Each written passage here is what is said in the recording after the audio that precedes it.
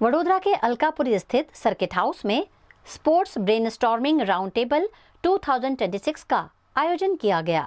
इस कार्यक्रम में केंद्रीय युवा मामले एवं खेल मंत्री डॉक्टर मनसुख मांडविया ने विभिन्न खेल संघ के पदाधिकारियों, विशेषज्ञों और खिलाड़ियों के साथ चर्चा कर खेलों के विकास पर मंथन किया।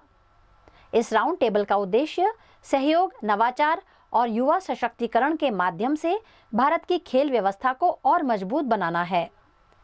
कार्यक्रम का आयोजन वडोदरा के सांसद और भारतीय जनता युवा मोर्चा गुजरात के प्रदेश अध्यक्ष डॉक्टर हेमांग जोशी द्वारा किया गया।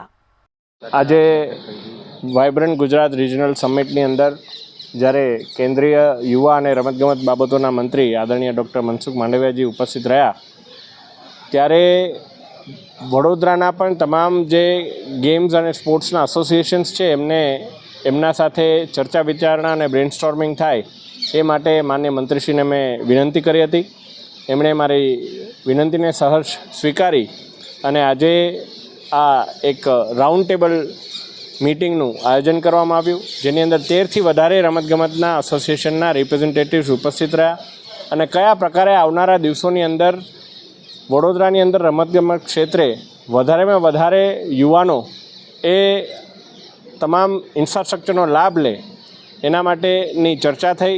મને કહેતા આનંદ થાય છે કે આ ચર્ચાની અંદર આપણા સંગઠનના પ્રમુખ ડૉક્ટર જયપ્રકાશ સોનીજી, વડોદરા મ્યુનિસિપલ કોર્પોરેશનના કમિશનર શ્રી અરુણ મહેશ બાબુજી, અકોટાના ધારાસભ્ય શ્રી ચૈતન્ય દેસાઈ અને તમામ જે રમત પ્રેમીઓ છે એ વડોદરાના રમતગમતને વધારે વિકસાવવા માટે ઉપસ્થિત રહ્યા હતા।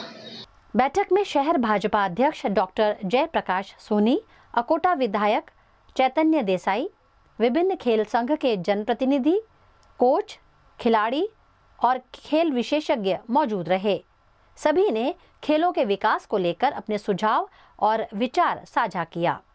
इस बैठक में ग्रास रूट स्तर से लेकर ओलंपिक स्तर तक भारतीय खिलाड़ियों को बेहतर अवसर उपलब्ध कराने, खेल प्रतिभाओं को आगे बढ़ाने और गुजरात में खेल अधोसंरचना को मजबूत बनाने पर विस्तृत चर्चा की गई। वडोदरा खाते रीजनल वाइब्रન્ટ गुजरात समिटનું આયોજન કરવામાં આવ્યું। આ સમિટની અંદર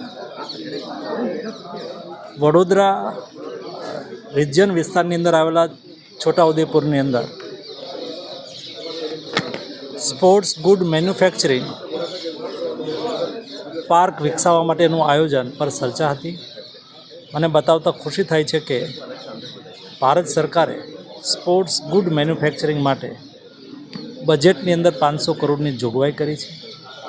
રાજ્ય સરકારની sports good manufacturing, sports good equipment manufacturing ને પ્રાયોરિટી લિસ્ટની અંદર પોલિસીમાં સમાવિષ્ટ કરવામાં આવ્યું છે।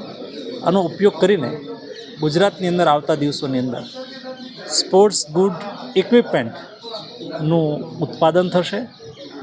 એ ઇક્વિપમેન્ટ દેશ અને દુનિયાની અંદર પોતાનું માર્કેટ વિસ્તારશે, જેનો ફાયદો ગુજરાતને થશે।